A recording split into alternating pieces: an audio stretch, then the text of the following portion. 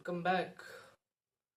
So ಇವತ್ತಿನ topic ಬಂದ್ಬಿಟ್ಟು ಜಾಸ್ತಿ ಜನಕ್ಕೂ ಇದೊಂದು ಮಿತ್ತು ಅಥವಾ ಫ್ಯಾಕ್ಟೋ ಗೊತ್ತಿಲ್ಲ, ಅದನ್ನೇ ಡಿಸ್ಕಸ್ ಮಾಡೋಣ. ಏನಂದ್ರೆ ಜಿಮ್ ಬಿಟ್ರೆ ದಪ್ಪ ಆಗ್ತಾರೆ ಅಂತ. ಅಂದ್ರೆ ಸ್ವಲ್ಪ ಮಂತ್ಸ್ ವರ್ಕೌಟ್ ಮಾಡಿದ್ಮೇಲೆ, ಸ್ವಲ್ಪ ಮಂತ್ಸ್ ಜಿಮ್ಮಲ್ಲಿ ವರ್ಕೌಟ್ ಮಾಡಿ ಅಕಸ್ಮಾತ್ ಪರ್ಸನಲ್ ರೀಸನ್ಸ್ಗೂ ಏನೋ ರೀಸನ್ಗೆ ಜಿಮ್ ಬಿಟ್ಬಿಟ್ರೆ ಜಾಸ್ತಿ ದಪ್ಪ ಆಗ್ಬಿಡ್ತೀವಿ ಅಂತ ಜಾಸ್ತಿ ಜನಕ್ಕೆ ಭಯ. ಸೊ ಅದಕ್ಕಂತಾನೆ ಜಿಮ್ನ ಬ್ಲೇಮ್ ಮಾಡೋದು. ಜಿಮ್ಮಿಂದ ಜಿಮ್ ಹೋದ್ರೆ ಅಷ್ಟೇ ನಾವು ಮೇಂಟೈನ್ ಮಾಡ್ಬೋದು, ಅದು ಜಿಮ್ ಬಿಟ್ಬಿಟ್ರೆ ದಪ್ಪ ಆಗ್ಬಿಡ್ತೀವಿ, ಸೊ ಜಿಮ್ ಹೋಗೋದೇ ಬೇಡ ಅಂತ ಮೈಂಡ್ ಸೆಟ್. ಸೊ ಏನ್ ಇದ್ರ ರೀಸನ್ನು, ಇದು ರಿಯಲ್ ಫ್ಯಾಕ್ಟಾ ಅಥವಾ ಮಿತ್ತಾ ಅಂತ ಡಿಸ್ಕಸ್ ಮಾಡೋಣ. ಸೊ ಫಸ್ಟ್ ಬಂದ್ಬಿಟ್ಟು ನೀವು ಜಿಮ್ಗೆ ಹೋದಾಗ ಏನ್ ಮಾಡ್ತೀರಾ ಅಂದ್ರೆ ವರ್ಕೌಟ್ ಮಾಡ್ತೀರಾ. ನಿಮ್ಮ ವರ್ಕೌಟ್ ಕನ್ಸಿಸ್ಟೆಂಟ್ ಆಗಿ ಒಂದು 3-4 ಮಂತ್ಸ್ ಅಥವಾ 5-6 ಮಂತ್ಸ್ ಮಾಡಿದ್ರೆ ನಿಮ್ದು ಮಸಲ್ ಬಿಲ್ಡ್ ಆಗುತ್ತೆ ಫಸ್ಟ್.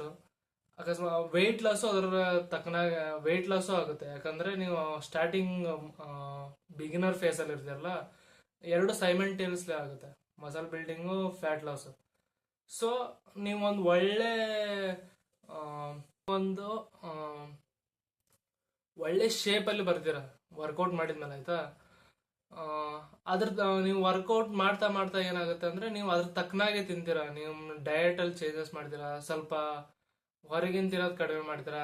ಇಲ್ಲ, ನಾನು ಜಿಮ್ ಮಾಡ್ತಾ ಇದ್ದೀನಿ, ಅದಕ್ಕೆ ನಾನು ಇವಾಗ ಫುಲ್ ಸ್ಟ್ರಿಕ್ಟ್ ಅಪ್ಪ, ನಾನು ಬರೀ ಇದನ್ನೇ ತಿನ್ನೋದು, ನಾನು ಬರೀ ಫ್ರೈಡ್ ಎಲ್ಲ ಏನ್ ತಿನ್ನಲ್ಲ, ಶುಗರ್ ಅದೆಲ್ಲ ತಿನ್ನಲ್ಲ, ಜಿಮ್ಗೆ ಹೋಗೋರೆಲ್ಲ ಇದೆಲ್ಲ ತಿನ್ನಂಗಿಲ್ಲ, ಹಂಗೆ ಹಿಂಗೆ ಅಂತ 3-4 ಮಂತ್ಸ್ ಅಷ್ಟೇ ಫುಲ್ ಏನೋ ಸ್ಟ್ರಿಕ್ಟ್ ಡಯಟ್ ಪ್ಲಾನ್ ಸ್ಟಿಕ್ ಮಾಡೋ ತರ ಪ್ರೆಪ್ ತರ ಮಾಡ್ತಾರೆ ಅದನ್ನ.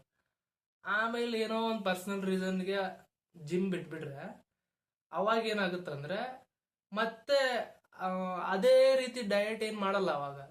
ಅವಾಗ ಯಾವ್ದು ಬೇಕಾದ್ರೂ ತಿನ್ನೋದು, ಏನ್ ಬೇಕಾದ್ರೂ ಮಾಡೋದು. ಅವಾಗಂದ್ರು ವೆಯ್ಟ್ ಲಿಫ್ಟಿಂಗ್ ಅಂದ್ರು ಏನ್ ಮಾಡ್ತಿಲ್ಲ.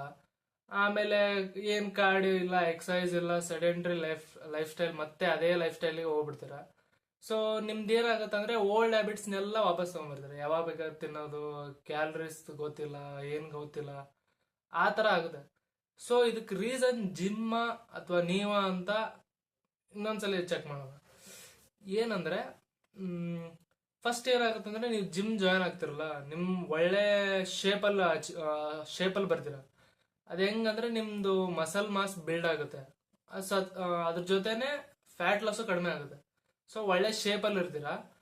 ಆಮೇಲೆ ಅದ್ರ ತಕ್ಕನಾಗಿ ನೀವು ಸ್ವಲ್ಪ ಡಯಟ್ ಅಲ್ಲಿ ಚೇಂಜ್ ಮಾಡಿರ್ತೀರಲ್ಲ, ಸೊ ನಿಮ್ ಮೆಟಾಬಾಲಿಸಮ್ ಹೈ ಇರುತ್ತೆ, ನಿಮ್ ಆಕ್ಟಿವಿಟಿ ಲೆವೆಲ್ ಹೈ ಇರುತ್ತೆ, ನೀವು ಕ್ಯಾಲರೀಸ್ ಜಾಸ್ತಿ ಬರ್ನ್ ಮಾಡ್ತಾ ಇದ್ದೀರಾ.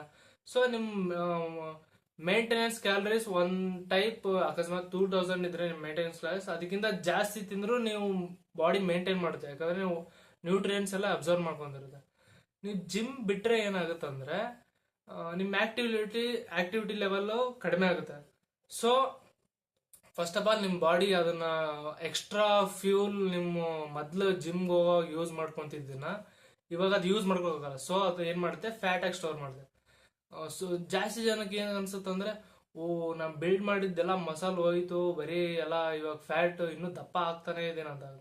ಸೊ ಇವಾಗ ಏನಾಗ್ತಾ ಇದೆ ಅಂದ್ರೆ ಬೇಸಿಕಲಿ ನೀವು ಡಯಟ್ ಮಾಡೋವಾಗ ಏನಂದ್ರೆ, ನೀವು ಫ್ಯಾಟ್ ಲಾಸ್ ಮಾಡೋವಾಗ ಏನೋ ಮಸಲ್ ಬಿಲ್ಡ್ ಮಾಡೋಕಂದ್ರೆ ಒಂದು ಟರ್ಮ್ ಬರುತ್ತೆ, ಕ್ಯಾಲರೀಸ್ ನೀವು ಜಾಸ್ತಿ ಮಾಡಿದ್ರೆ ನೀವು ಆಬ್ವಿಯಸ್ಲಿ ನೀವು ದಪ್ಪ ಆಗ್ತೀರಾ. ಅಂದ್ರೆ ದಪ್ಪ ಅನ್ನೋಕ್ಕಿಂತ ನೀವು ಅಕಸ್ಮಾತ್ ಮೇಂಟೆನೆನ್ಸ್ ಗಿಂತ ಜಾಸ್ತಿ ತಿಂದ್ರೆ ವೇಟ್ ಗೇನ್ ಆಗುತ್ತೆ, ಮೇಂಟೆನೆನ್ಸ್ ಗಿಂತ ಕಡಿಮೆ ತಿಂದ್ರೆ ವೇಟ್ ಲಾಸ್ ಆಗುತ್ತೆ, ಸಿಂಪಲ್.